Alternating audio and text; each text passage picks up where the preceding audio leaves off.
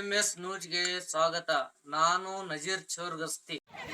ವಿಜಯಪುರ ಜಿಲ್ಲೆಯ ತಾಳಿಕೋಟೆ ತಾಲೂಕಿನ ಮಿಣಿಚಗಿ ಗ್ರಾಮದಲ್ಲಿ ಮದ್ಯ ಮಾರಾಟ ಜೋರಾಗಿ ನಡೆಯುತ್ತಿದ್ದು, ಮಿಣಿಚಗಿ ಗ್ರಾಮದ ಮಹಿಳೆಯರು ನಮ್ಮ ಮನೆಯ ಮಕ್ಕಳು ಗಂಡಂದಿರು ಸಾರಾಯಿ ಕುಡಿದು ಸಾಯುತ್ತಾ ಇದ್ದಾರೆ, ಎಷ್ಟು ಆಕ್ಸಿಡೆಂಟ್ ಮೃತಪಟ್ಟಿದ್ದಾರೆ ಎಂದರು.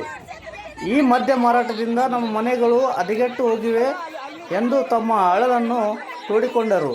ಇದಕ್ಕೆ ನಿಲ್ಲಿಸಿ ಎಂದು 112 ಪೊಲೀಸ್ ಸಹಾಯವಾಣಿಗೆ ಕರೆ ಮಾಡಿ ದೂರು ಸಲ್ಲಿಸಿದ್ದರು.